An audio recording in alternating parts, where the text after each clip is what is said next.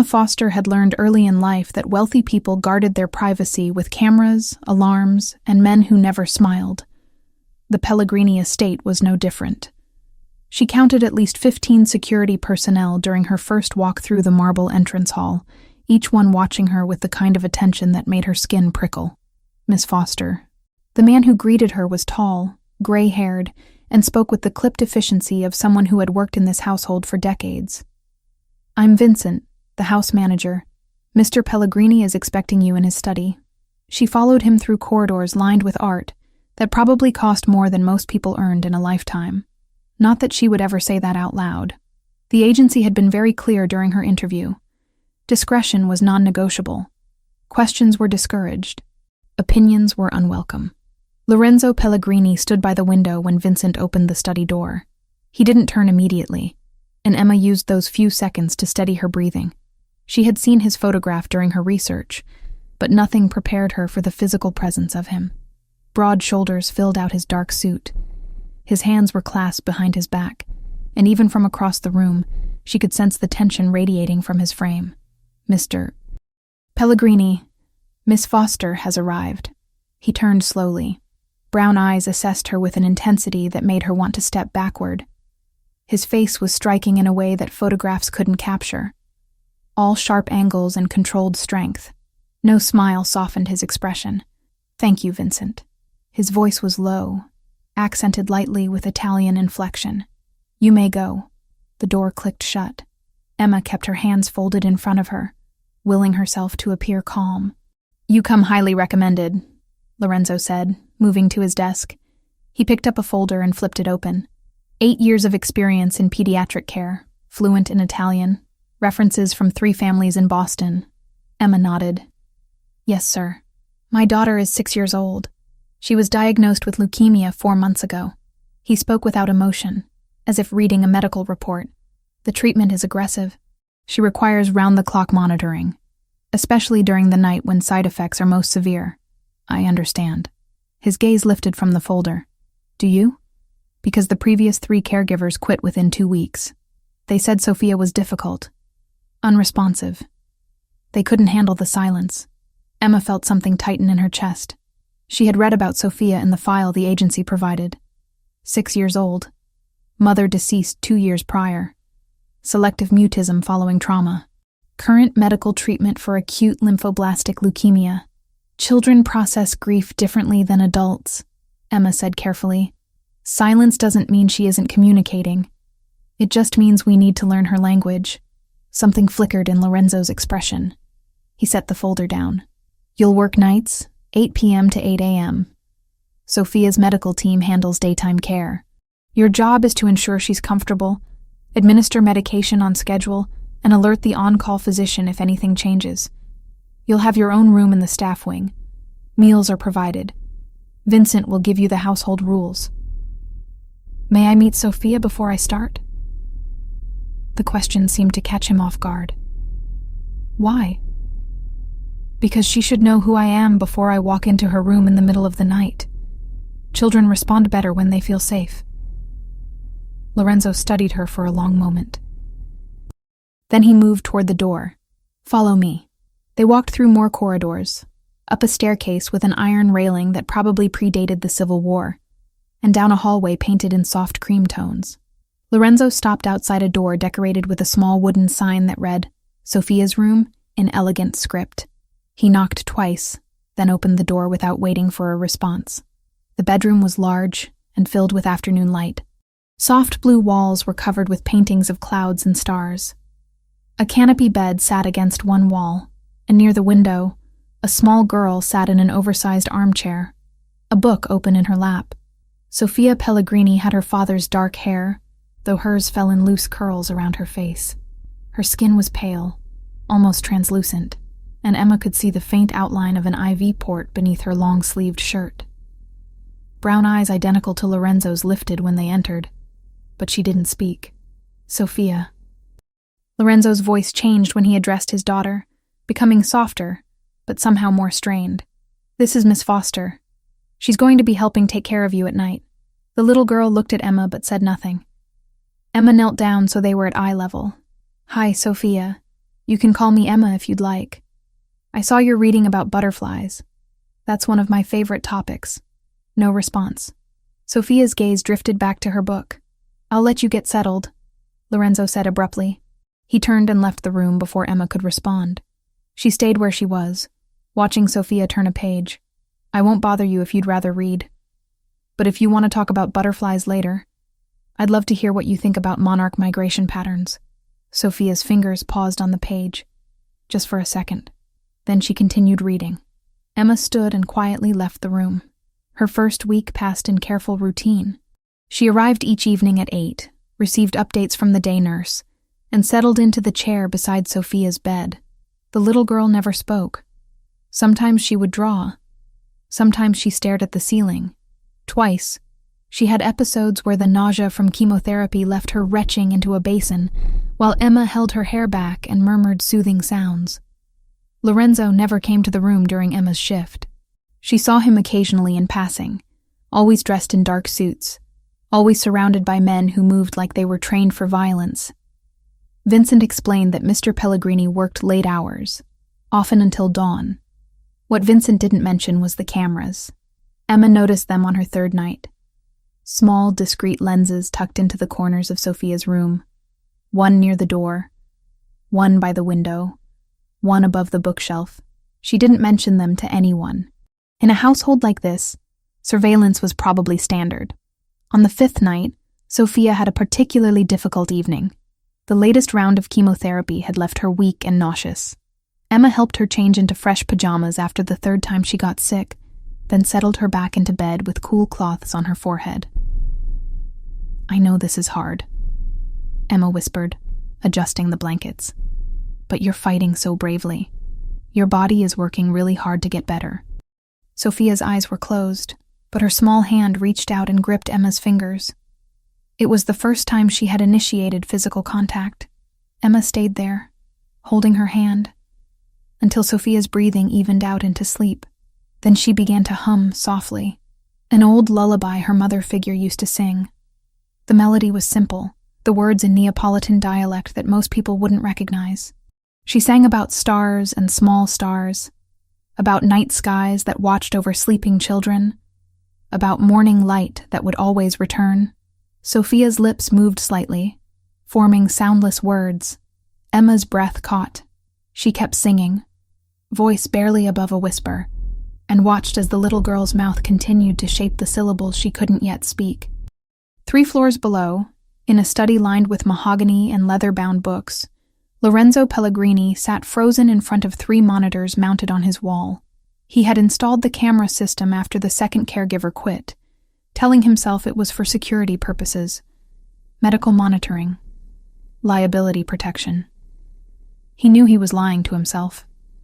The truth was simpler and more painful. He couldn't bear to be in that room, watching his daughter suffer, knowing he was powerless to stop it. The cameras let him be present without being present, a coward's compromise. Most nights, he worked through files and contracts with the monitors on mute in his peripheral vision.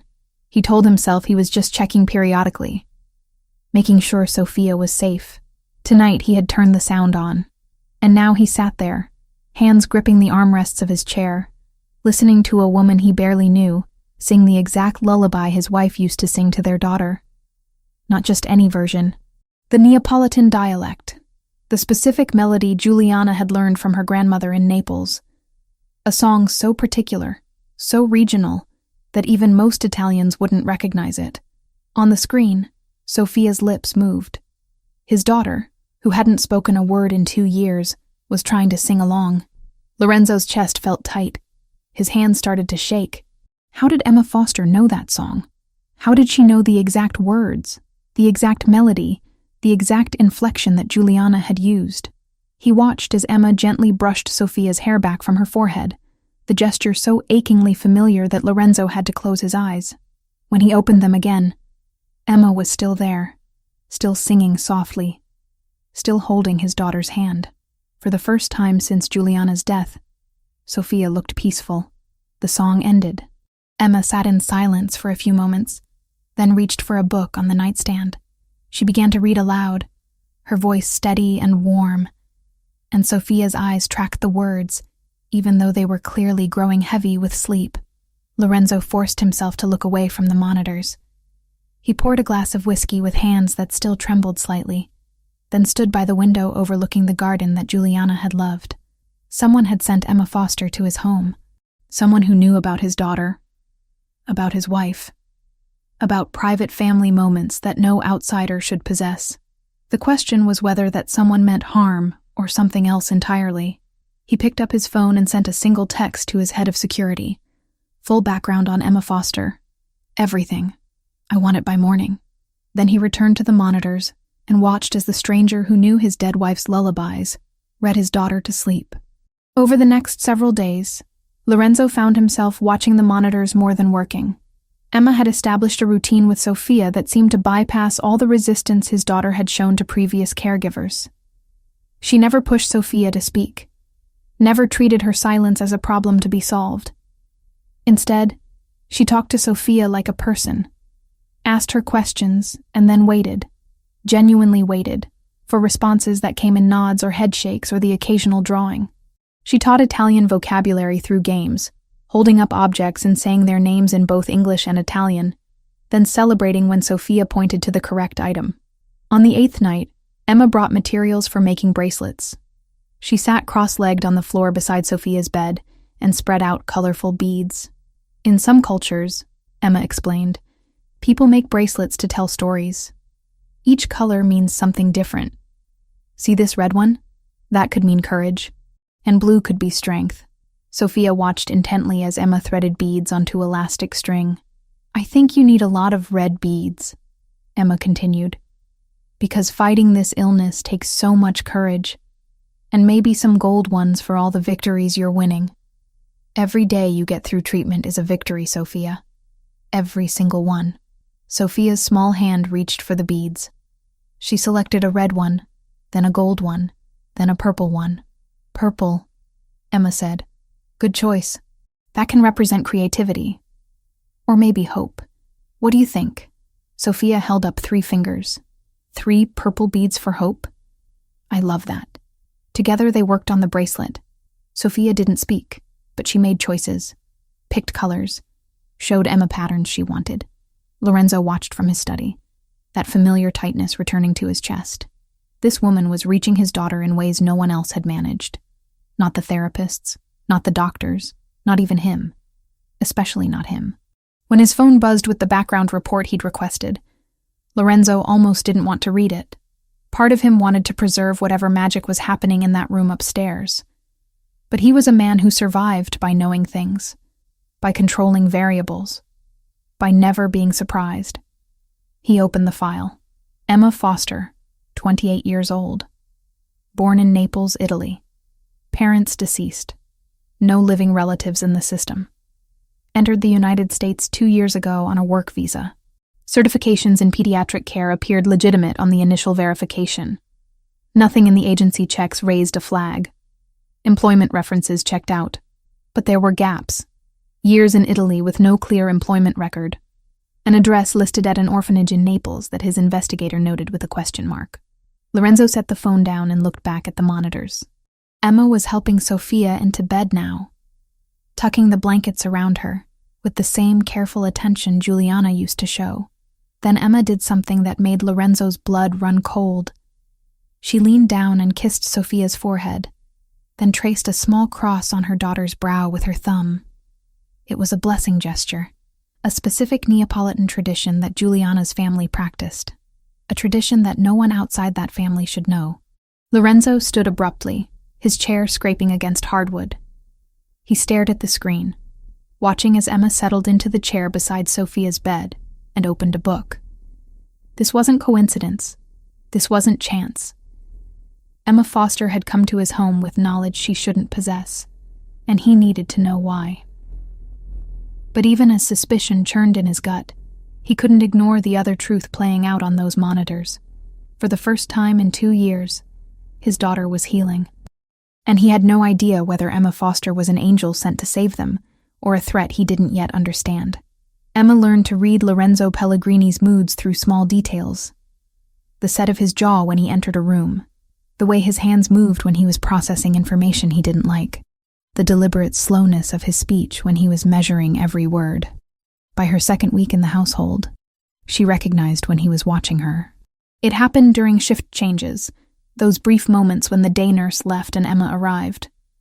Lorenzo would appear in the hallway, pretending to review something on his phone or speak with Vincent about household matters. But his attention always drifted toward her, dark eyes tracking her movements with an intensity that made her pulse quicken. She couldn't afford his scrutiny, not when she had worked so hard to get here. "Miss Foster." His voice came from behind her one evening as she climbed the main staircase. "A moment, please." Emma turned, gripping the railing to steady herself. "Of course, Mr. Pellagrini." He gestured toward the sitting room off the main hall. She followed, aware of how the space seemed to shrink when he closed the door behind them. "Sofia seems comfortable with you," he said, moving to pour himself a drink from the crystal decanter on the sideboard. "More comfortable than she's been with anyone since her mother died. She's a remarkable child, strong-willed, even when she can't speak. You talk to her in Italian sometimes." It wasn't a question. Emma kept her expression neutral. "The agency mentioned you preferred someone fluent in the language. I thought it might comfort her to hear it. What dialect do you speak?" The question landed like a stone in still water. Emma chose her words carefully. "I learned in Naples. I lived there for several years." "Doing what?" "Working in care facilities. Learning the language. Trying to build a life." Lorenzo took a sip of his whiskey, never breaking eye contact. "Naples is a dangerous city for a young woman alone. I managed." "I'm sure you did." He set the glass down. "My wife was from Naples, Northern District, near Vomero. Her family still lives there." Emma felt heat creep up her neck, but forced herself to remain still. "It's a beautiful area. She used to make this dish." Lorenzo's tone shifted, becoming almost conversational. "Pasta with anchovies and breadcrumbs. Very specific recipe her grandmother taught her. I smelled something similar coming from the staff kitchen yesterday." Her breath caught. She had helped the cook prepare lunch, adding ingredients from muscle memory before realizing her mistake. Many Neapolitan families make similar dishes. "True." He moved closer, and Emma had to resist the urge to step back. "But the way you prepared it, the exact measurements, the timing, that was identical to how Juliana made it. Vincent commented on it, said it tasted exactly like the old days. I'm glad the staff enjoyed it." "You're deflecting." "I'm answering your questions, Mr. Pellagrini." His jaw tightened. "You know things you shouldn't know. Family recipes, regional lullabies that barely anyone outside Naples recognizes, gestures and phrases that my wife used. I want to understand how." Emma met his gaze directly. "I told you I lived in Naples. I learned from the people there. Sometimes cultures share traditions more widely than you might think, and sometimes people have connections they're hiding." The air between them crackled with tension. Emma could feel her heartbeat in her throat. If he pushed much harder, if he started digging into her past with the resources a man like him possessed, everything would unravel. "I'm here to take care of Sofia," she said quietly. "That's my only purpose. If my background bothers you, I can request a replacement through the agency." Lorenzo studied her face for a long moment. Then he exhaled slowly. "No. Sofia has finally started to respond to treatment. Changing caregivers now would set her back." Relief flooded through Emma, though she kept it hidden. "Then I'll continue my work. But understand this." He leaned in close, voice dropping to barely above a whisper. "I protect what's mine with everything I have. My daughter, my home, my family's memory. If you're here for any reason other than what you claim, I will find out. I would expect nothing less." They stood there, close enough that Emma could smell his cologne, see the gold flecks in his brown eyes. The attraction she'd been ignoring flared hot and dangerous between them. Lorenzo stepped back first. "Sofia had a difficult session yesterday. The doctors increased her medication dosage. Watch her carefully tonight." "I will." She left the sitting room on unsteady legs, taking the stairs slowly until she was certain he couldn't see her anymore. Then she pressed her back against the wall and closed her eyes, willing her racing heart to slow. This was becoming more complicated than she'd planned. That night, Sofia was restless from the moment Emma arrived. The increased medication made her nauseous, and she spent the first 2 hours curled on her side, refusing food or water. "I know it hurts," Emma murmured, pressing a cool cloth to Sofia's forehead. "But your body needs fuel to fight. Can you try just a few sips of water?" Sofia shook her head weakly. "What if I told you a story while you drink? One about a princess who was braver than any knight in the kingdom." The little girl's eyes opened slightly. She gave the smallest nod. Emma held the cup to Sofia's lips, letting her take tiny sips between sentences as she wove a tale about a princess with scars from battles against invisible dragons. A princess who lost her voice but learned to speak through her art, her kindness, her courage. By the time the story ended, Sofia had finished half the cup. "Good job," Emma said, setting it aside. "Your father would be so proud." Sofia's hand moved to her stomach, and Emma recognized the warning signs immediately. She grabbed the basin just as the little girl started retching, holding her steady through the violent waves of nausea. When it finally subsided, Sofia was crying silently, tears streaming down her pale face. "Shh, it's okay. It's okay, sweet girl." Emma cleaned her up with gentle hands, changed her into fresh pajamas, and settled her back against the pillows. "I know it's terrible. I know you're tired of being sick. But you're fighting so hard, and you're winning. Every day you get through this, you're winning." Sofia reached for Emma's hand and held it tight. They stayed like that for hours. Emma sang softly in Neapolitan, old songs about stars and morning light, and mothers who watched over their children from heaven. She told stories. She stroked Sofia's hair until the little girl finally fell into an exhausted sleep. Then Emma rested her head on the edge of the bed, still holding Sofia's hand, and let herself cry quietly for all the pain this child had endured. 3 floors below, Lorenzo sat in his study with his hands covering his face. He had watched everything, every moment of his daughter's suffering, every gentle word from Emma, every song, every story, every tender touch. And he had broken. Tears streamed down his face, hot and unstoppable. He hadn't cried since Juliana's funeral, had promised himself he would stay strong for Sofia, but watching Emma provide the comfort he should be giving, witnessing his daughter's pain from this cowardly distance, finally shattered what remained of his composure. He was failing her. His little girl needed a father who could sit beside her through the worst moments. And instead, he hid behind cameras and closed doors because he couldn't bear to face his own helplessness. Emma Foster, this stranger who knew impossible things, was being the parent he should be. The sun was rising when Vincent knocked on his study door. "Sir, you asked to be notified when Miss Foster's shift ended."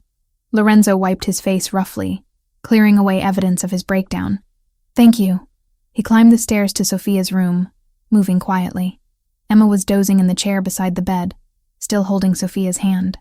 Dark circles shadowed her eyes. Her hair had come loose from its usual neat style. She looked exhausted and beautiful, and completely devoted to his daughter. Sofia stirred as he entered. Her eyes opened, found Emma first, then drifted to him. "Papa," she whispered.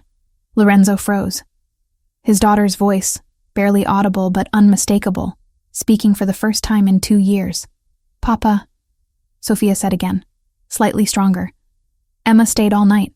Emma jerked awake, disoriented. Then she saw Lorenzo standing in the doorway, saw the shock on his face, and understood what had just happened. "Sofia," Lorenzo breathed, crossing the room in 3 strides. He knelt beside the bed, taking his daughter's other hand. "You spoke." "I'm tired," Sofia whispered. "But Emma says tired is okay. Tired means I'm fighting." "You are fighting. So bravely." His voice cracked. "I'm so proud of you." Sofia smiled faintly. Then her eyes closed again, drifting back into sleep. Lorenzo stayed on his knees, staring at his daughter's peaceful face. When he finally looked up at Emma, she saw something raw and vulnerable in his expression. "She spoke because of you," he said quietly. "She spoke because she was ready." "No," he shook his head. "I've watched you with her. I've seen how you reach her. How you make her feel safe in a way no one else has managed." He paused. "In a way I haven't managed."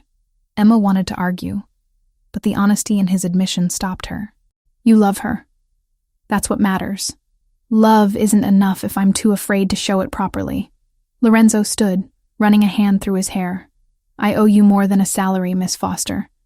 You've given my daughter her voice back. I just listened until she was ready to use it. Their eyes met, and that dangerous pull between them intensified. Emma felt it in her chest, warm and insistent. Lorenzo must have felt it too because he looked away first, jaw tightening. Get some rest, he said, his tone becoming formal again. You've earned it. He left before she could respond. Emma sat alone in the quiet room, watching Sofia sleep peacefully for the first time in days. The little girl's lips curved in the faint suggestion of a smile. Outside in the hallway, Lorenzo pulled out his phone and sent a single text to his consigliere. Increase priority on Emma Foster investigation. I need to know everything. Focus on Naples connections, family, friends, anyone she might have known there. I want answers within 48 hours. He couldn't shake the feeling that Emma Foster was connected to his past in ways he didn't yet understand, and whether that connection was blessing or threat, he needed the truth before he let her any deeper into his life, because she was already dangerously close to his heart. The report arrived at 6 a.m, delivered in person by Lorenzo's consigliere, a man named Roberto who had worked for the Pellagrini family since Lorenzo's father was alive. The information you requested, Roberto said, sliding a manila folder across the desk. Though I'll warn you, it raises more questions than it answers. Lorenzo opened the file, scanning the documents inside. Emma Foster, 28 years old, birth certificate from Naples. Parents listed as deceased when she was 12. Entry into the United States 2 years ago on a work visa sponsored by a healthcare staffing agency. But between age 12 and 26, there were gaps. Large, unexplained stretches of time with no employment records, no tax documents, no digital footprint. The orphanage, Lorenzo said, pointing to an address in Naples. Did you verify it? I did. Santa Maria delle Grazie, run by an order of nuns.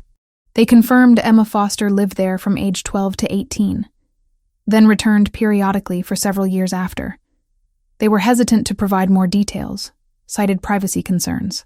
Lorenzo leaned back in his chair. Privacy concerns from nuns? They're protective of the children who pass through their care, especially ones who experience trauma. Roberto paused. There's something else. The work visa that brought her to the United States was legitimate, but the references she provided were minimal. Almost as if she deliberately kept her past vague, or someone helped her keep it vague. That's my thought as well. People don't have gaps this significant unless they're hiding something or being hidden. Lorenzo closed the file. Keep digging. I want to know who she knew in Naples, where she worked, how she supported herself. If she had connections to my wife's family, I need to know. Roberto nodded. There's one more thing. We intercepted communication yesterday. The 'Ndrangheta is making moves in Brooklyn, testing our territory. Antonio Rossi sent a message through intermediaries. The name made Lorenzo's blood run cold. Antonio Rossi was the kind of man who used family as weapons, who understood that the fastest way to break someone was through the people they loved. What did the message say? That he's noticed you've been distracted. That a sick child requires a lot of attention, makes a man vulnerable. Roberto's expression hardened. He didn't make explicit threats, but the implication was clear. Lorenzo stood abruptly, moving to the window. Dawn light filtered through the trees in the garden. Somewhere upstairs, Sofia was sleeping peacefully, probably still holding Emma's hand. Double the security detail. I want armed guards on rotation around the property, 24 hours. No one enters or leaves without clearance. And I want surveillance on Rossi's known locations. If he so much as looks toward this neighborhood, I want to know about it. Already done. I tripled the perimeter guards last night when the message came through. Good. Lorenzo turned back to face his consigliere. And Roberto? If Rossi makes a move toward my daughter, I don't care about the truce we've maintained. I don't care about territory negotiations. I will end him and everyone connected to him. Understood. After Roberto left, Lorenzo climbed the stairs to Sofia's room. He found Emma reading softly to his daughter, morning light catching the gold in her hair. Sofia was awake, eyes tracking the words, occasionally mouthing them along with Emma's voice. They both looked up when he entered. "Good morning, Papa," Sofia said. Her voice was still quiet, but she spoke without hesitation now. "Good morning, little star." He kissed her forehead. "How are you feeling?" "Tired, but Emma says tired is winning." "Emma is very wise." He glanced at the woman in question, who had set the book aside and was watching him with those blue eyes that seemed to see too much. "Miss Foster, I need to speak with you." Privately, Emma stood, touching Sofia's shoulder gently. "I'll be right back, sweetheart. Why don't you pick out which story you want to hear next?" They walked into the hallway. Lorenzo closed the door behind them, then guided Emma down the corridor to a small sitting area away from listening ears. "There's been a development," he said without preamble. "A security concern that requires changes to the household arrangements." Emma's expression remained calm, but he saw her shoulders tense slightly. "What kind of concern?" "The kind where people with bad intentions have taken notice of my family. Specifically, of Sofia's condition." He chose his words carefully. "In my line of work, weakness is exploited. A sick child makes me vulnerable in ways that can be used against me. You think someone would hurt Sofia? I think someone would threaten to hurt Sofia to get what they want from me." Lorenzo watched her process this information. "Which is why I need you here full-time. Not just night shifts. I want you living in the house, available around the clock during this phase of her treatment. Mr. Pellagrini, I appreciate the offer, but I have an apartment, a life outside of work. I'll pay triple your current rate. You'll have your own suite in the East Wing, private bathroom, full access to the kitchen and grounds. You won't be a prisoner, just closer in case Sofia needs you." Emma hesitated, and he could see the conflict in her face. "This feels like more than just medical care." "It is. It's protection." He moved closer, dropping his voice. "Sofia is thriving with you. She speaks now. She smiles. She participates in her treatment instead of just enduring it. I can't risk losing that progress if something happens and you're not here. You could hire additional security instead of asking me to move in. I have additional security. I have an entire team of people whose job is to keep this household safe." He held her gaze. "But none of them can do what you do for my daughter. None of them make her feel safe the way you do." The air between them shifted, charged with something that had nothing to do with security arrangements, and everything to do with the pull that kept drawing them together. "If I agree," Emma said quietly, "I need boundaries. Clear expectations. This can't blur lines that should stay firm. Agreed. You're Sofia's caregiver, nothing more. Professional at all times." Even as he said it, Lorenzo knew he was lying to both of them. The lines were already blurred beyond recognition. Emma moved into the East Wing that afternoon. She didn't have much to bring from her apartment, just 2 suitcases and a box of books. Lorenzo sent men to collect her belongings, insisting she shouldn't leave the property until the security situation stabilized. Her new suite was larger than her entire previous apartment. Bedroom with a 4-poster bed, sitting area with a fireplace, bathroom with a soaking tub. Windows overlooked the garden where early autumn colors were just beginning to show. "This is too much," she said when Vincent showed her the space. "Mr. Pellagrini believes in providing comfortable accommodations for live-in staff." Vincent replied diplomatically. "If you need anything, just use the house phone. Dinner is served at 7 in the main dining room, though you're welcome to eat in your suite if you prefer." After he left, Emma sat on the edge of the bed and tried to steady her breathing. Living here full-time meant constant proximity to Lorenzo, meant navigating the attraction that flared every time they were in the same room, meant maintaining her cover story while under constant observation. But it also meant being there for Sofia, and that mattered more than her own comfort. A soft knock interrupted her thoughts. She opened the door to find Sofia standing in the hallway, holding a small potted plant. "Emma, Vincent said you're staying now. I brought you a welcome gift." The little girl's voice was still quiet, but gaining strength each day. "Sofia, this is beautiful." Emma took the plant, a small succulent with thick green leaves. "Did you pick this out yourself? Mama used to say plants make rooms feel like home. I thought you might need one." The casual mention of Juliana made Emma's chest tighten. "Your mama was very smart." "Thank you, sweet girl. Can we make more bracelets tonight? I want to add orange beads." "What does orange mean?" Sofia thought for a moment. Happiness. Because I'm happy you're staying. Emma pulled the little girl into a gentle hug, blinking back unexpected tears. I'm happy too. That evening, Lorenzo found them in the main sitting room instead of Sofia's bedroom. Emma had brought down the bracelet-making supplies, and they were sprawled on the carpet surrounded by colorful beads. Sofia was laughing at something Emma had said, a sound that still caught Lorenzo off guard every time he heard it. Papa, look! Sofia held up a bracelet with intricate patterns. Emma taught me how to make zigzags. It's beautiful. He settled into a chair nearby, content to watch them work. What do all the colors mean? Red is courage, gold is victory, purple is hope, and orange is happiness, Sofia recited. We're making one for you. For me? Emma says even grown-ups need reminders that they're brave. Lorenzo's eyes met Emma's over his daughter's head. She looked away first, focusing intently on threading beads. They worked in comfortable silence for a while. Sofia chattered about the book she was reading, about the stars Emma had painted on her ceiling, about wanting to go outside when she felt stronger. Lorenzo found himself relaxing in a way he rarely did, the constant tension in his shoulders easing. This felt dangerously like family. Later, after Sofia had gone to bed, Emma was cleaning up the bead supplies when Lorenzo returned to the sitting room. You don't have to do that, he said. The staff will take care of it. It's no trouble. She gathered the last of the materials into their container. Besides, I'm not used to having people clean up after me. You'll need to get used to many things if you're living here. Emma straightened, tucking a strand of hair behind her ear. I'm adaptable. I've noticed. He moved closer, and she stilled. You've adapted to Sofia's needs, to the household rhythm, to my security concerns. You barely asked questions when I told you to move in.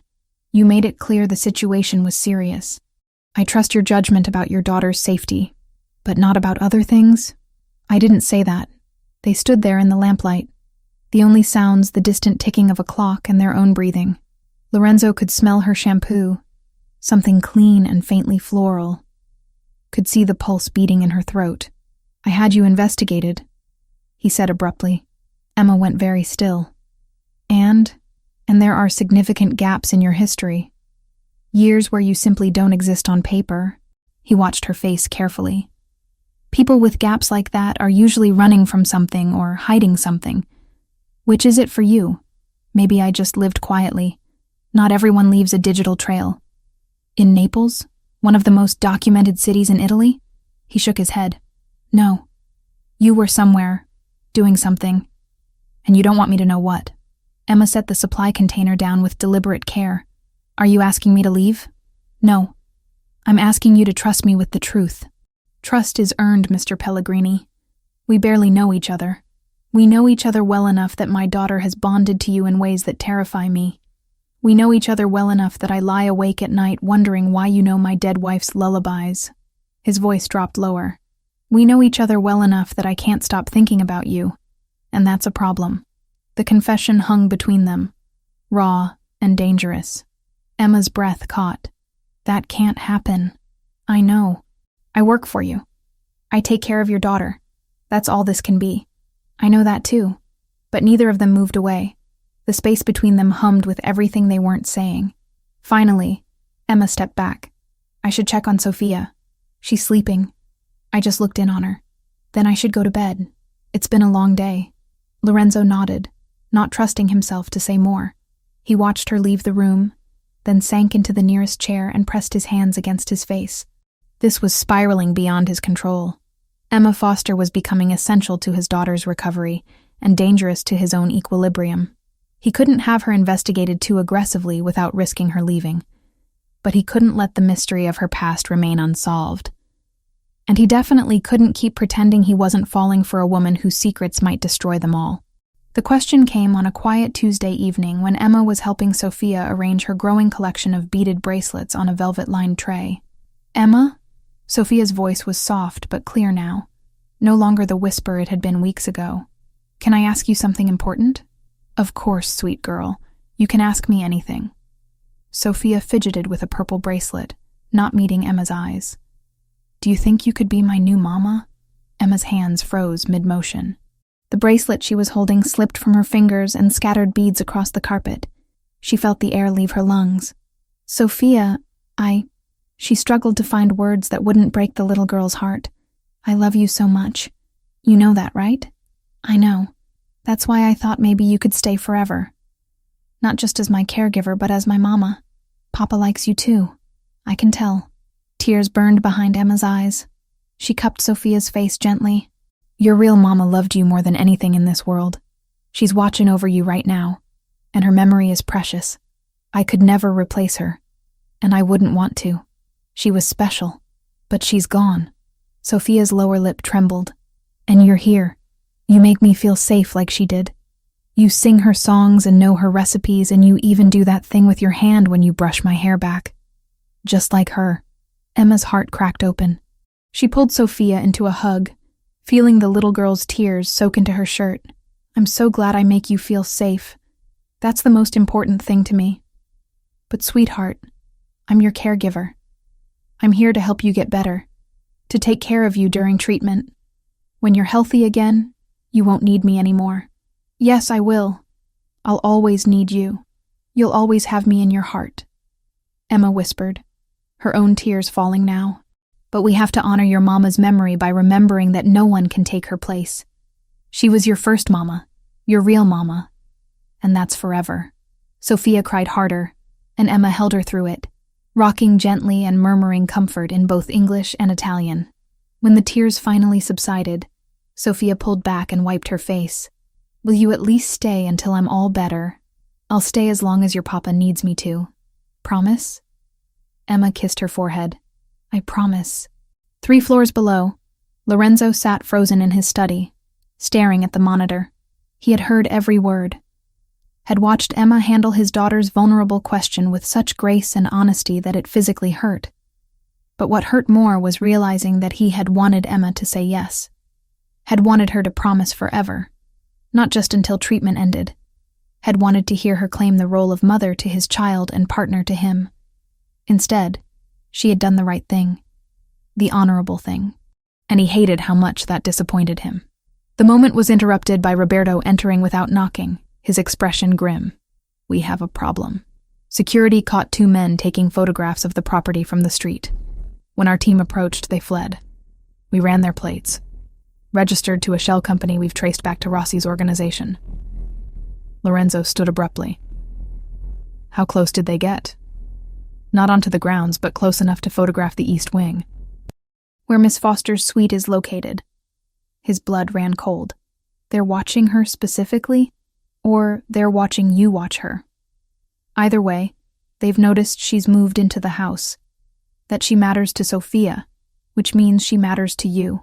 Roberto paused. This makes her a target. Increase patrols around the east wing. I want someone stationed below her windows at all times. And find those men. I want to know everything about them by morning.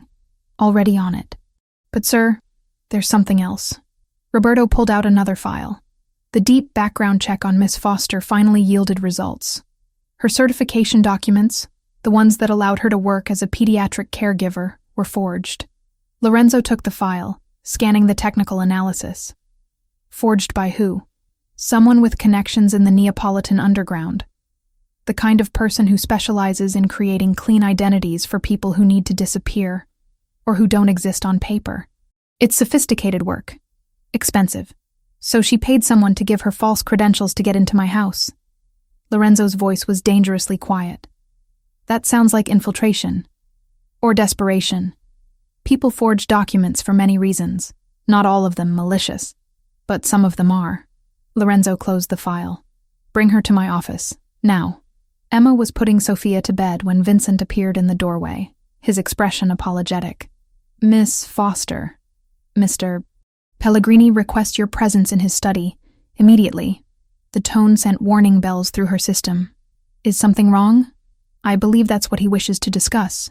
Sofia grabbed Emma's hand. Don't go. Stay with me. I'll be back soon. I promise.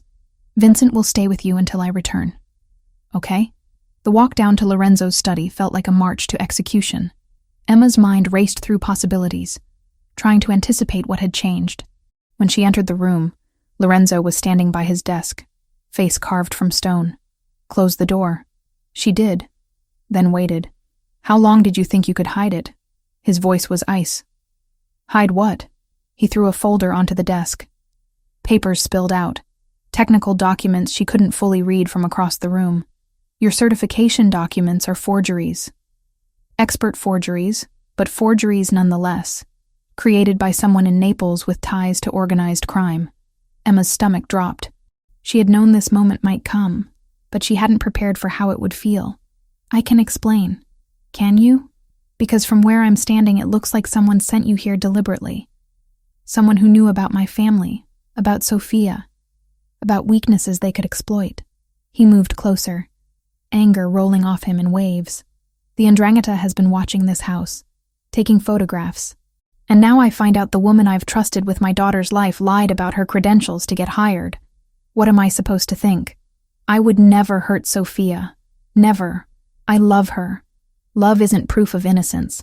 People use love as weapons all the time in my world. Emma lifted her chin. Then what do you want from me? A confession. An explanation you've already decided you won't believe? I want the truth. Who sent you here?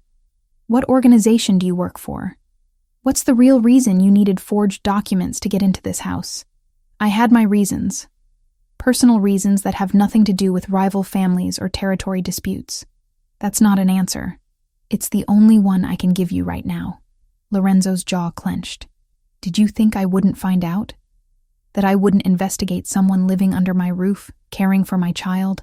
I have resources you can't imagine, Emma. I will find out the truth with or without your cooperation. Then I guess you'll have to find out without it.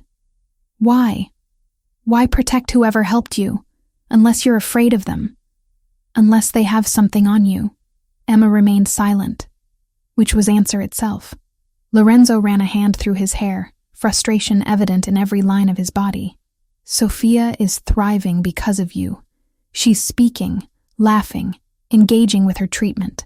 Her doctors say her recovery is progressing faster than expected. If I send you away now, it could set her back months, maybe permanently. So don't send me away. How can I trust you? How can I let you near my daughter when I don't know your real agenda? You've been watching me on those cameras for weeks. You've seen every interaction I've had with Sofia. Have I ever done anything that seemed suspicious? Have I ever tried to access parts of the house I shouldn't? Have I asked questions about your business or your security? He wanted to argue but couldn't. No. Then trust what you've seen, not what you're afraid of. They stared at each other across the desk, both breathing hard. Here's what's going to happen, Lorenzo said finally. You will stay in this house until Sofia completes her treatment. You will continue to care for her exactly as you have been. But when she no longer needs medical support, when she's healthy and this chapter is closed, you will leave. You will have no further contact with her or with me. You will take your secrets and disappear from our lives. The words hit Emma like physical blows. That will hurt her. She's attached to me. She'll recover. Children are resilient. And what about you? The question escaped before she could stop it. Lorenzo's expression shuddered completely. What about me? Will you recover? I'll do what I always do. Protect what's mine and eliminate threats. Is that what I am to you?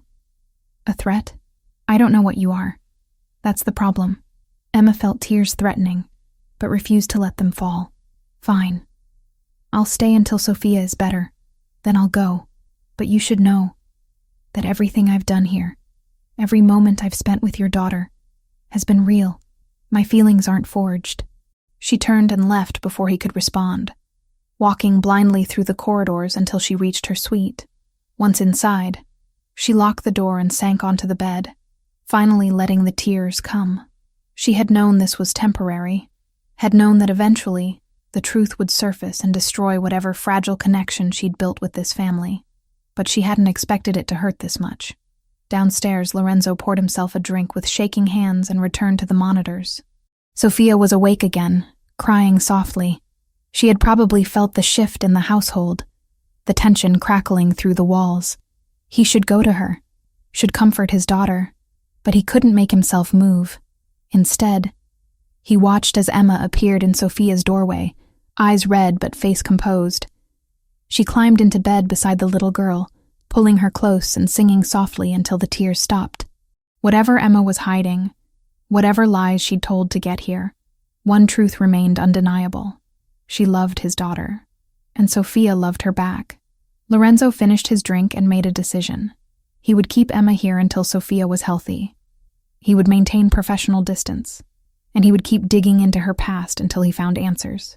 But he wouldn't think about how empty the house would feel when she left. Wouldn't acknowledge the ache in his chest at the thought of never seeing her again.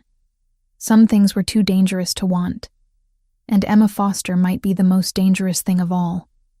The medical alarm pierced the silence at 3 a.m, a shrill electronic scream that sent Emma bolting upright in bed.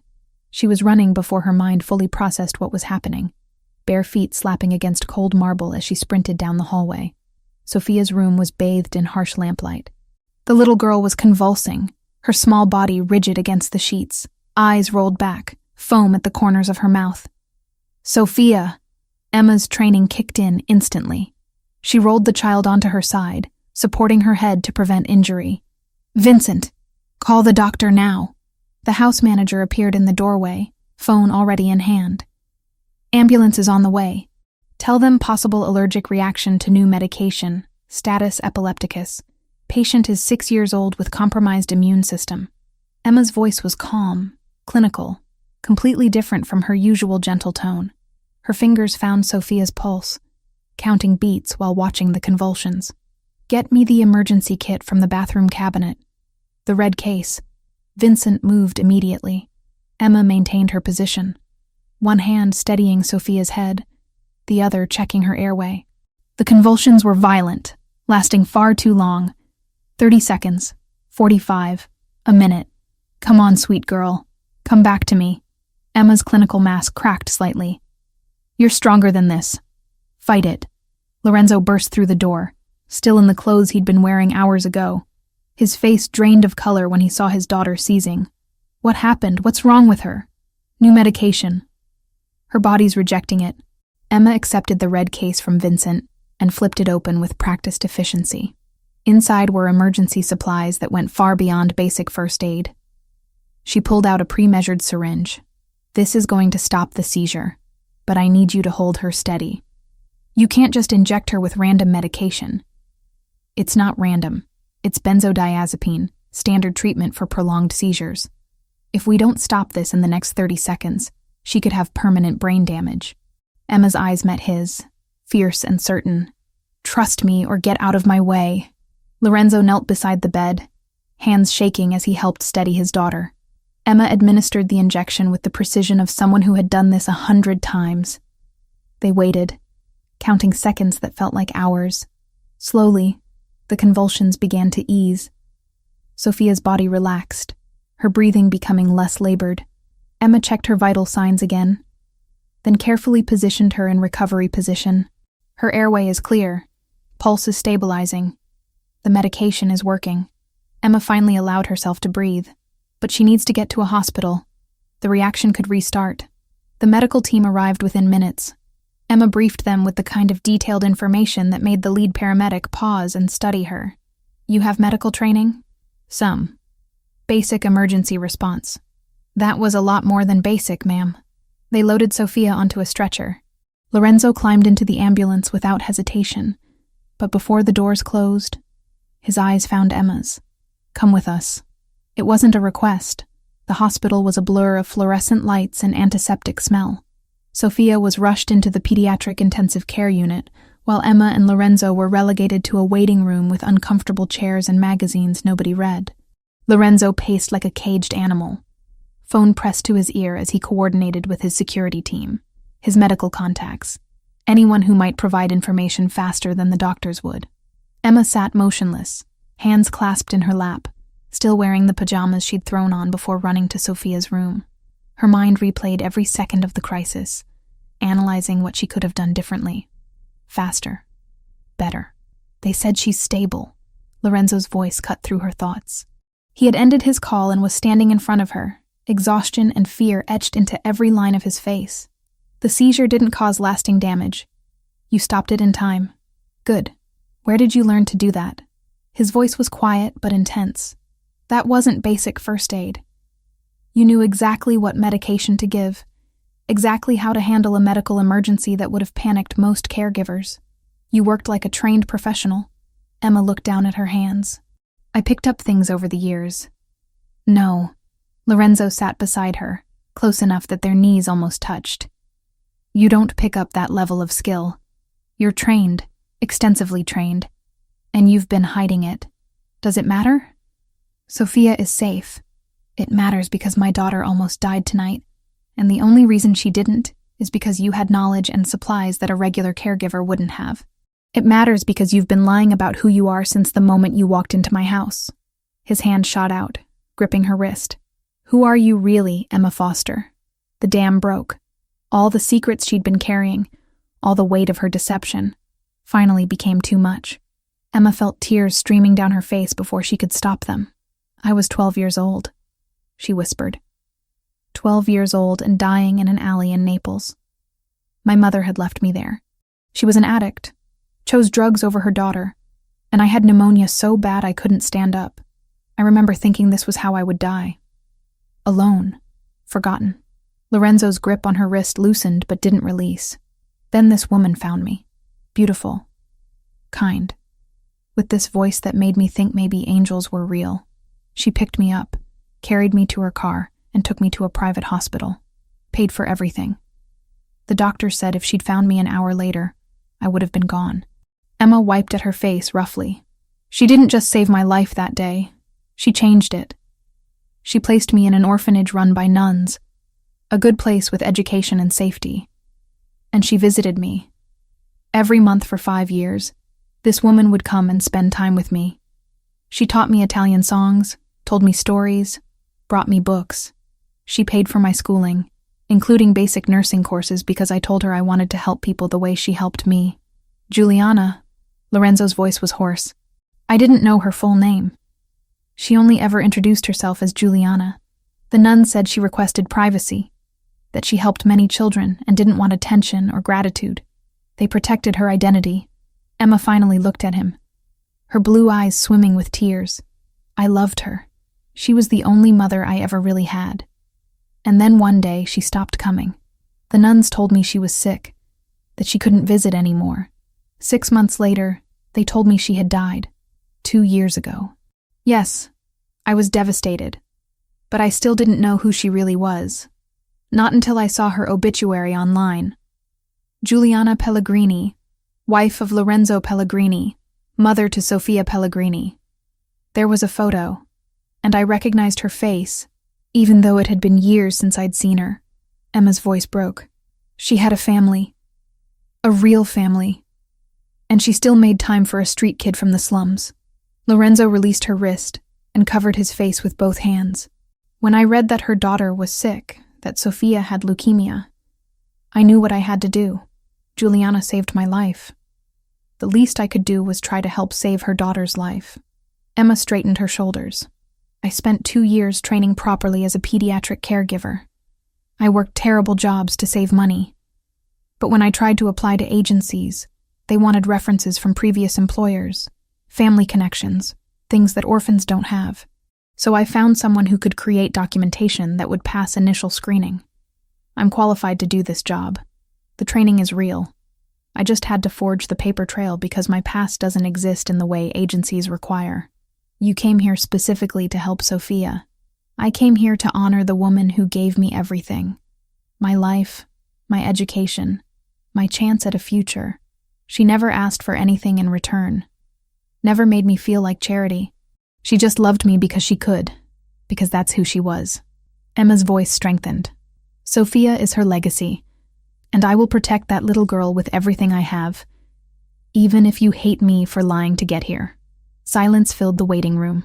Lorenzo sat perfectly still, processing revelations that rewrote his understanding of both his wife and the woman beside him. Juliana had a whole life I knew nothing about, he finally said. She would leave sometimes, tell me she was visiting family in Naples. I thought she meant her parents, her cousins. I never questioned it because she seemed happy when she returned. Peaceful. She probably was. Helping people brought her joy. She helped you, saved you. And in return, You've saved the most precious thing she left behind. Lorenzo turned to face Emma fully. The nuns, they kept her identity secret. She made them promise. She said her work with children needed to be separate from her family name, that it was too dangerous to mix the two worlds. Emma's eyes widened. She knew, didn't she?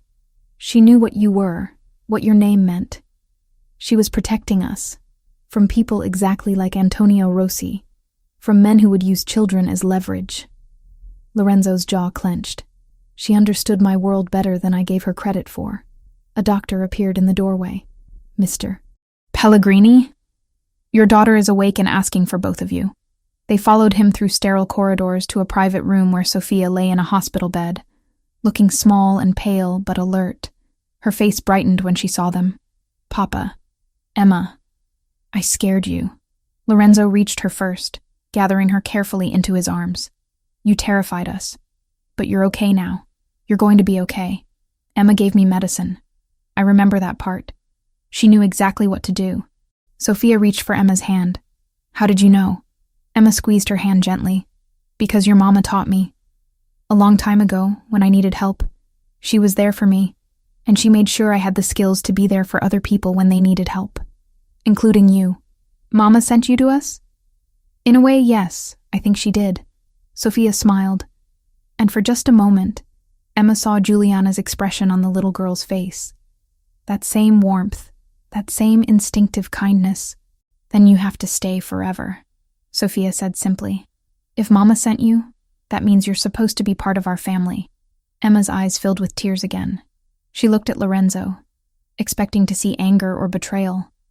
Instead, she saw something that looked almost like wonder. We'll talk about it when you're better, he said softly to his daughter. For now, just rest. Let your body heal. After Sofia fell asleep, Lorenzo walked Emma to the hallway. They stood in the fluorescent light, both exhausted, both emotionally wrung out. I need time to process this, Lorenzo said. Everything you've told me changes how I see the past 2 years, how I see Juliana, how I see you.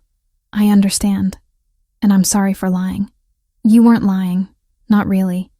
You just didn't tell me the whole truth. He ran a hand through his hair.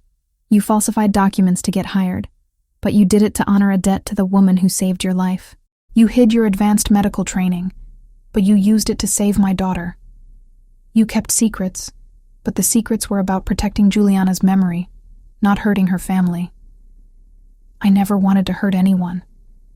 I believe you. Lorenzo's hand came up, hovering near her face before falling back to his side.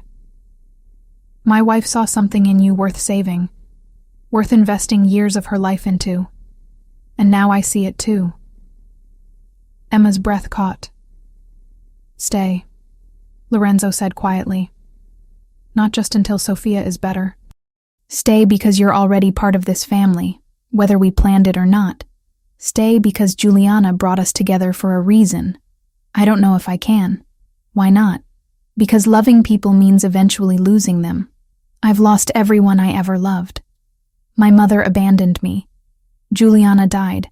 If I let myself love you and Sofia completely, if I let myself believe this could be real, she couldn't finish the sentence. Lorenzo stepped closer. Then you'd be taking the same risk we are. Sofia loves you already. And he paused, choosing words carefully. I'm falling for a woman who knew my wife's secrets, who shares her compassion, who fights for my daughter like she's her own. Maybe that's Juliana's final gift to both of us, a second chance at family. Emma wanted to believe him, wanted to accept the future he was offering. But years of survival had taught her that hope was dangerous. Let me think about it, she whispered.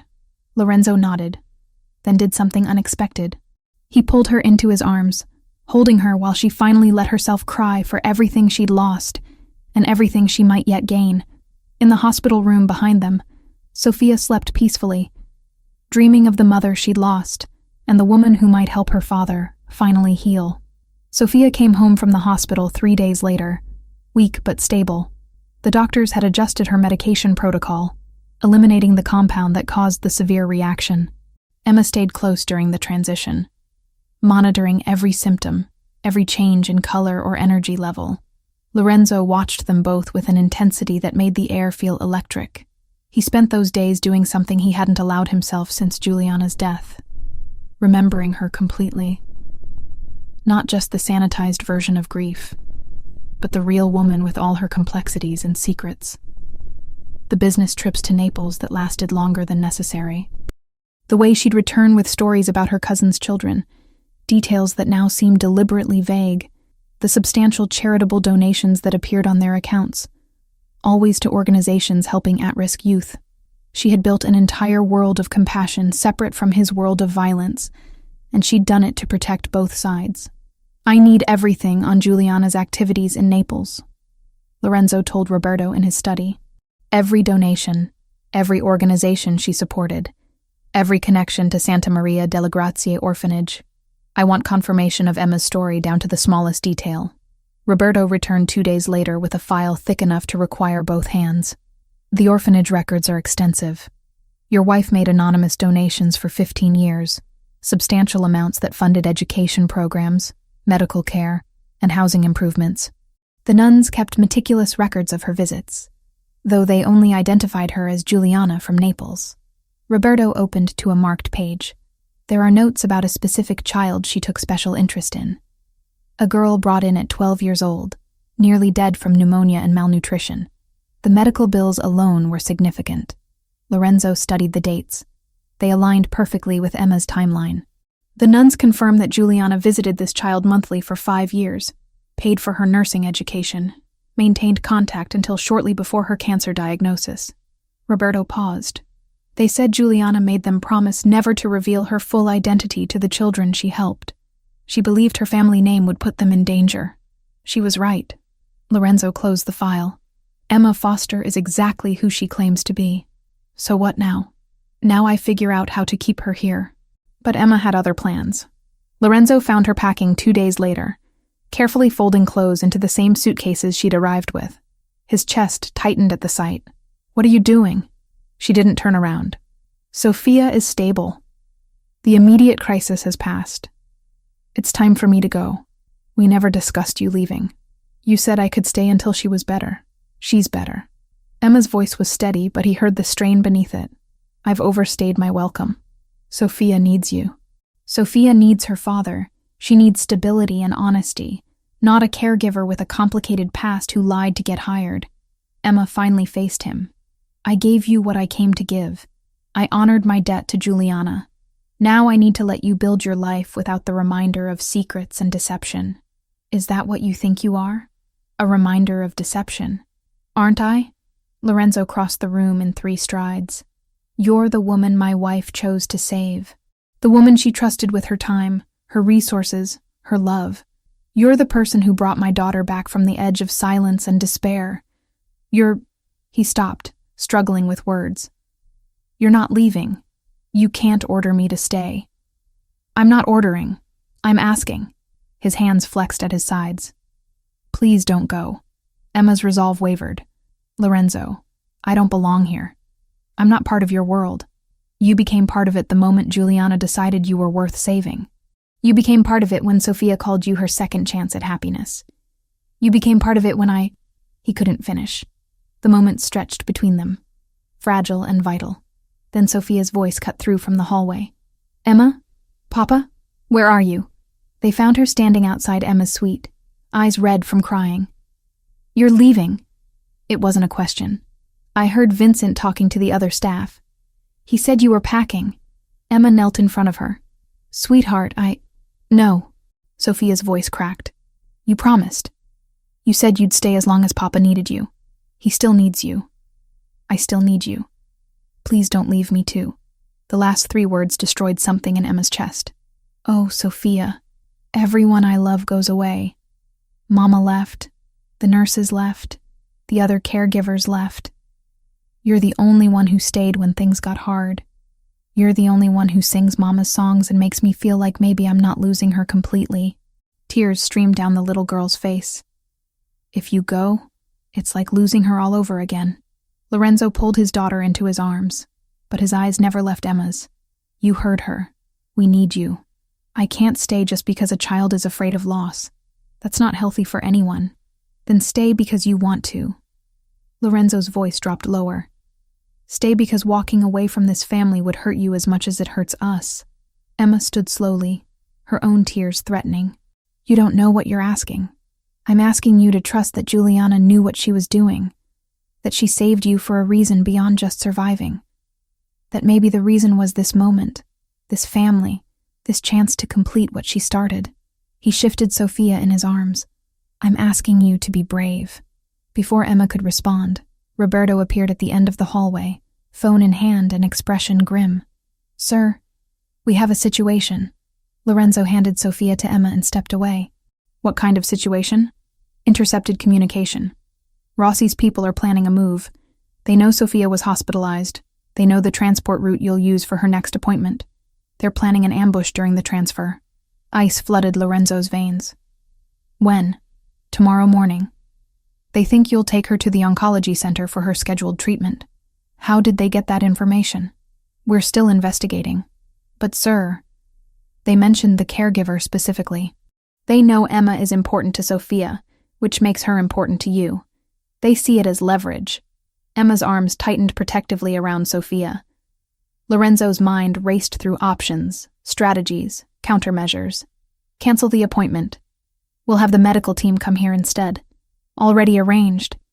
But this doesn't solve the larger problem. Rossi knows your weakness now. He'll keep probing until he finds an opening. Then we eliminate the threat permanently. Lorenzo's voice went cold. Get me locations on all known Rossi operations. I want coordinated strikes ready within the hour. Sir, that's escalating to war. They threatened my daughter. It's already war. Roberto left to make arrangements. Lorenzo turned back to find Emma watching him with an expression he couldn't read. This is your world, she said quietly. This is what Sofia will grow up seeing. This is me protecting what's mine. Would you have me do less? I'd have you be careful. Strategic. Emma's voice steadied. And I'd have you listen when I tell you that 3 weeks ago, I mentioned seeing a silver sedan parked across the street at odd hours. Your security team dismissed it as a neighbor's guest. Lorenzo froze. What? I didn't think much of it at the time, but I grew up on streets where noticing details kept you alive. That car appeared 4 times over 2 weeks, always with the same driver. A man in his 30s with a scar above his left eyebrow. He never got out, just sat there watching the house for 20 minutes, then left. Why didn't you report this formally? I did.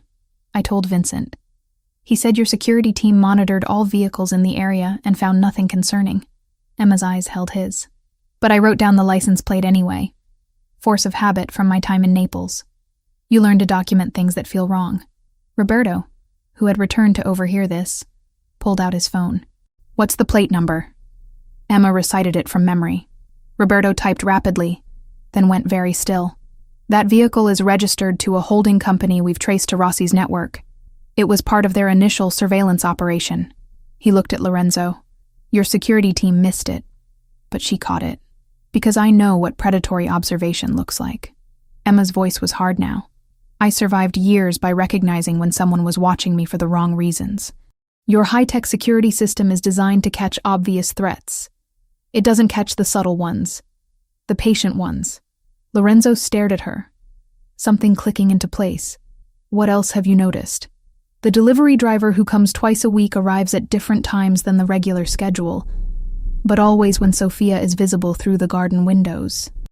The maintenance worker who serviced the East Wing cameras took 3 times longer than necessary and asked unusual questions about Sofia's routine. Enough. Lorenzo held up a hand. Roberto, verify everything she just said. Within 30 minutes, they had confirmation. The delivery company had no record of schedule changes. The maintenance worker wasn't on their approved contractor list. Every detail Emma mentioned checked out as a potential security breach that the formal systems had missed. You have instincts my trained professionals lack, Lorenzo said, something like awe in his voice. Street-level survival skills that complement tactical security. I notice things. It doesn't make me special. It makes you valuable. It makes you someone I'd be a fool to let walk away. He moved closer. You want to know why I'm asking you to stay? This is why. Not just because Sofia loves you. Not just because you honor Juliana's memory, but because you make us stronger. You see threats we miss. You bring skills we don't have. You're not a weakness, Emma. You're an asset. I don't want to be an asset. I don't want to be useful. Then be family. The words came out rougher than he intended. Be the woman who belongs here because she chooses to, not because she owes a debt or serves a purpose. Sofia, still in Emma's arms, looked between them with wide eyes. Does this mean you're staying? Emma felt the weight of the moment pressing down on her. Every instinct screamed at her to run, to protect herself from the inevitable pain of loving and losing again. But another voice, quieter and stronger, sounded like Juliana. Sometimes the bravest thing is staying when leaving would be easier. She looked at Lorenzo, really looked at him. Saw past the dangerous Mafia boss to the father who was terrified of failing his daughter, the widower who was learning to honor his wife's memory by embracing the gifts she'd left behind, the man who was asking her to be brave enough to build something new from shared grief. I'll stay, Emma whispered. Not because of debts or obligations, because you're right. Walking away would destroy me. Lorenzo's relief was visible. He reached for her face, then seemed to remember Sofia watching and dropped his hand. We should finish dealing with the security situation. Use the information Emma provided, Roberto said. Between her observations and our tactical capabilities, we can identify every vulnerability in Rossi's operation. The next several hours were a blur of planning and coordination. Emma sat in Lorenzo's study, providing detailed descriptions of everything she'd noticed over the past weeks. Roberto's team cross-referenced her observations with surveillance data, building a comprehensive picture of the Ndrangheta's operation. By dawn, Lorenzo had authorized surgical strikes on 3 Rossi locations. Not warfare, but precise elimination of the specific cells that threatened his family. By noon, the threat was neutralized. Roberto's follow-up came an hour later, clipped and certain. Rossi's people had been hit hard enough to break their appetite for a fight, and the records recovered in the raids were already moving through the right hands. Quiet leverage that would keep the survivors looking over their shoulders instead of toward Lorenzo's home. Most importantly, Rossi himself went dark. No messages. No intermediaries. No retaliatory posturing. A man like that didn't stop because he found mercy. He stopped because he finally understood he couldn't win without inviting the kind of attention that devours everyone. Sofia slept through all of it, safely tucked in her bed with extra security posted outside her door. It was nearly midnight when Lorenzo finally found Emma in the garden, sitting on a stone bench under the stars. Sofia is asking for you, he said quietly. She wants you to sing her to sleep. I'll go up in a moment. Emma didn't move. I needed air first. Needed to process that I just helped plan a military operation against organized crime. Lorenzo sat beside her. Having second thoughts? About staying? No. About what staying means? Constantly. She turned to face him. Your world is violent, dangerous, full of threats that most people never encounter. I know. And I'd understand if you chose to leave because of it. I'm not leaving. But I need you to understand something. Emma's voice strengthened. Juliana kept her work with children separate from your world because she knew both needed protection. If I stay, if I become part of this family, I need the same separation. I won't be involved in your business. I won't know details of operations or conflicts. I'll care for Sofia, be present for this family. But the violence stays outside. I can live with that. Can you? Because I watched you tonight. Watched you make decisions about people's lives with the same calculation you'd use for a business deal. That's who you are. That's your world. And I need to know you won't pull me or Sofia into it more than absolutely necessary. Lorenzo was quiet for a long moment. My father used to say that the hardest part of this life is knowing when to be the monster and when to be the man. I've spent years being mostly the monster because it was safer. Easier. But you and Sofia, you make me want to remember how to be the man. Then be him, for her, for us. Emma reached for his hand. Juliana saw something in you worth loving despite everything. I'm starting to see it too. Don't make us regret that faith. He lifted her hand to his lips, pressing a kiss to her knuckles. I'll spend the rest of my life earning it.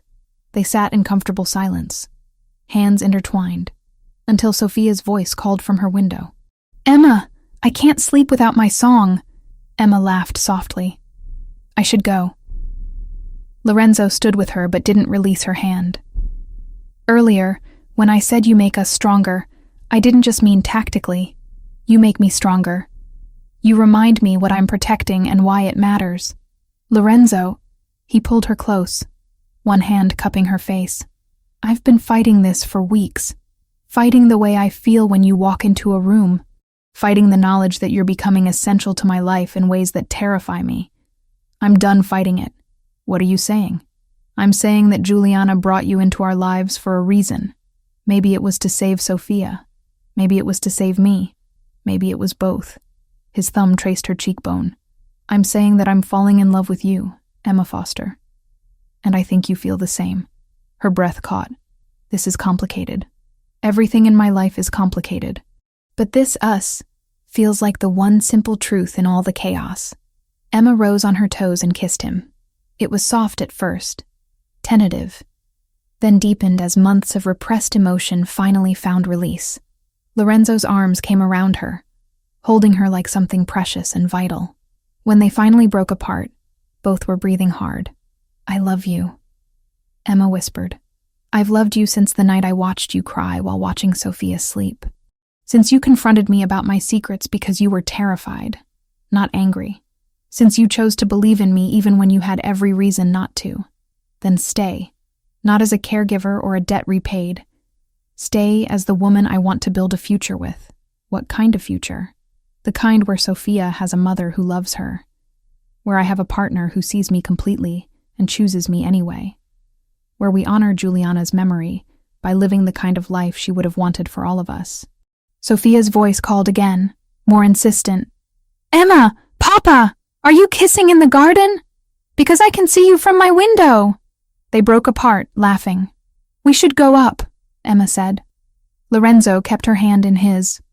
Together, they climbed the stairs side by side, and for the first time since Juliana's death, Lorenzo felt like his house was becoming a home again. The call came from Lorenzo's legal team 6 weeks after Emma agreed to stay. She was reading to Sofia in the garden when Vincent appeared with a message that Mr. Pellagrini needed to see her in his study. Sofia looked up from her book, eyes bright. Are you in trouble? I don't think so, sweet girl. Finish this chapter and I'll be back before you know it. Lorenzo was standing by the window when Emma entered, sunlight catching the silver at his temples. He turned, and she saw something peaceful in his expression. Your documentation is clean, he said without preamble. I had my attorneys work with contacts in Naples. Your nursing certification is now properly filed with all the correct agencies. Your work visa has been upgraded to permanent residency status. As far as anyone is concerned, Emma Foster has always been exactly who she claimed to be. Emma's hand flew to her mouth. How? I have resources, and I protect what matters to me. He crossed the room, taking her hands. You don't have to look over your shoulder anymore. You're not hiding. You're just living. Lorenzo, this must have cost... Don't. Whatever it cost was worth it to see that expression on your face right now. His thumb traced circles on her palm. You gave up everything to honor Juliana's memory. The least I can do is give you a clean slate to build your future. Our future. Emma corrected softly. Our future. He pulled her close, resting his chin on top of her head. Sofia's oncologist called this morning. They have results from her latest scans. Emma's heart clenched. And she wants to deliver them in person, tomorrow afternoon. The whole family should be present. The next day felt like it lasted a year. Emma kept Sofia distracted with games and stories, while Lorenzo handled business calls with unusual terseness. When Dr. Patel finally arrived, they gathered in the sitting room like defendants awaiting a verdict. The doctor opened her tablet, then looked up with a smile that transformed her usually serious face. Sofia's scans are completely clear. No trace of cancer cells. Her blood work is excellent. Her immune system is rebuilding ahead of schedule. She set the tablet aside. Sofia, you're in complete remission. The room erupted. Sofia burst into tears and threw herself at Emma, who caught her while crying herself. Lorenzo stood frozen for a moment before his composure cracked, and he joined them, wrapping both of them in his arms. You did it, Emma whispered into Sofia's hair. You fought so hard and you won." "We won," Sofia corrected. "All of us together." Dr. Patel gave them space for celebration, providing details about monitoring schedules and gradual return to normal activities. When she finally left, Sofia was exhausted from emotion and fell asleep on the couch between Lorenzo and Emma. "She's really okay," Lorenzo said, more to himself than Emma. "After everything, she's going to be okay. She's going to be more than okay. She's going to thrive." Lorenzo looked at Emma over his sleeping daughter's head. "I need to ask you something. Here now, while she's sleeping. Because she needs to be part of what comes next." Emma's pulse quickened. "What are you talking about?" Instead of answering, Lorenzo carefully extracted himself from the couch and knelt on the floor beside it. From his pocket, he pulled a small velvet box. "Emma Foster, 6 months ago, you walked into my life with secrets and determination and a mission to honor a woman we both loved. You gave my daughter her voice back. You taught me how to be present instead of hiding behind fear. You saw the worst parts of my world and chose to stay anyway." Emma's hand covered her mouth as tears started falling. "I'm not asking you to be Sofia's caregiver anymore. I'm asking you to be her mother. To officially become the family that we already are in our hearts." He opened the box, revealing a ring with a sapphire surrounded by small diamonds. "Marry me, not because of gratitude or convenience. Marry me because I love you, because you make me want to be better than I am, because Juliana brought us together and I think she'd want this." "Papa's asking Emma to marry him," Sofia's sleepy voice interrupted. "I'm not actually sleeping. This is too important."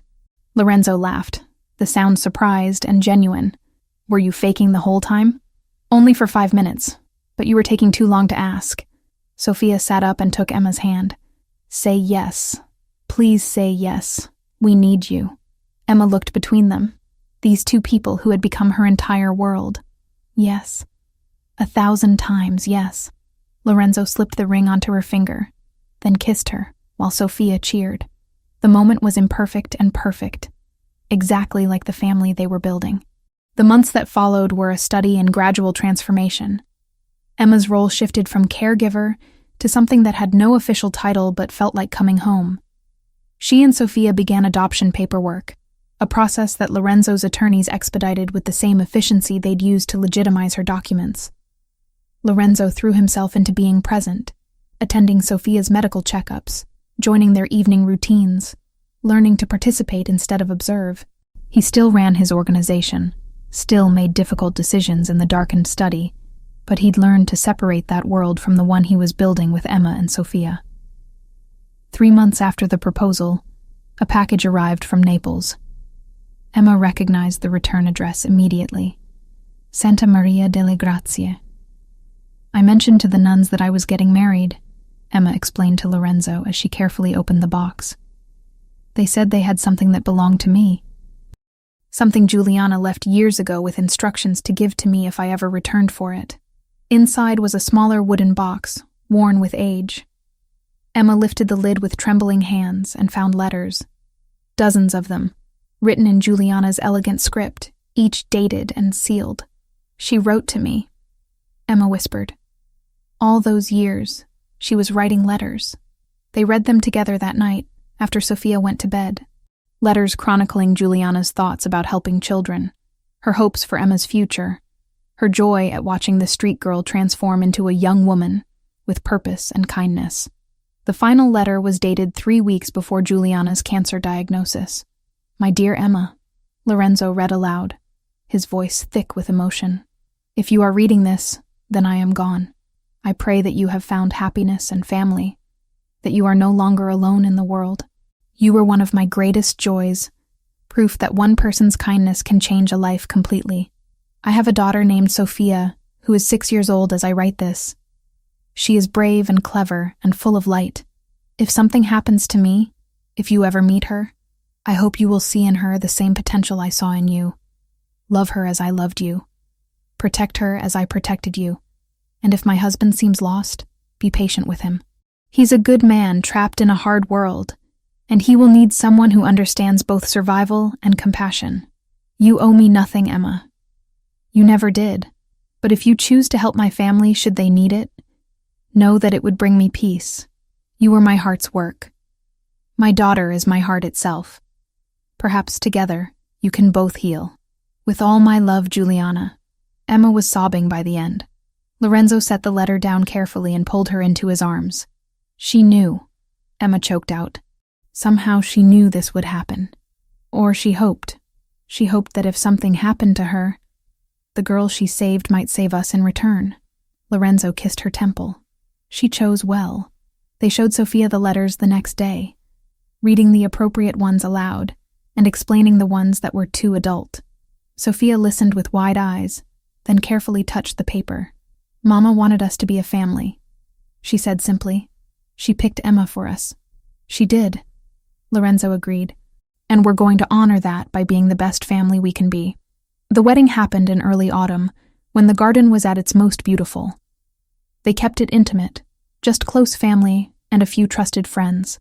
Sofia served as maid of honor, wearing a lavender dress that Emma had designed with small stars embroidered along the hem.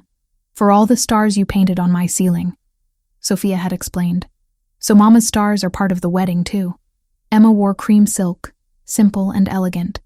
As she walked down the makeshift aisle between garden chairs, she thought about the journey that had brought her here, from dying in a Naples alley to marrying into a family she'd once only dreamed of meeting. Lorenzo waited at the end of the aisle, looking at her like she was something miraculous. When she reached him, he took her hands and whispered, "Thank you for staying. Thank you for giving me a reason to." The ceremony was brief, but meaningful. When the officiant pronounced them married, Sofia was the first to hug them both. "Now you're officially my mama," she said to Emma. "Now I'm officially the luckiest woman alive," Emma corrected. The months that followed didn't feel like a fairy tale. They felt like work. Appointments and blood draws, nights when Sofia's body was too tired to be brave, and mornings when Emma still woke, half expecting the ground to vanish beneath her.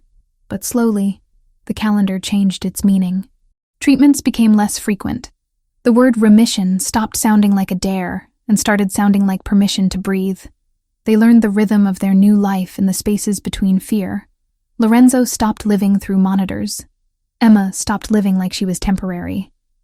And somewhere in the second spring after the wedding, hope took on weight and heartbeat. By the time summer turned again, Marco arrived angry and perfect, and Sofia declared him hers before he even opened his eyes. 2 years later, the garden was filled with different sounds. A baby's gurgling laugh mixed with Sofia's animated chatter as she tried to teach her 3-month-old brother Italian words. "Say Stella, Marco. It means star, like the ones on your nursery ceiling." Marco, who looked like a perfect blend of Lorenzo and Emma with dark hair and blue eyes, made an incomprehensible sound that Sofia decided to interpret as success. Emma watched from a blanket spread on the grass, marveling at how completely her life had transformed. Sofia was 8 now, healthy and vibrant, with no trace of the silent, sick child she'd been. The cancer remained in remission, and with each passing month, the fear of relapse faded a little more.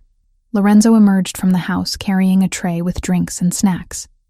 He'd learned domestic gestures over the past 2 years, small acts of care that came more naturally now.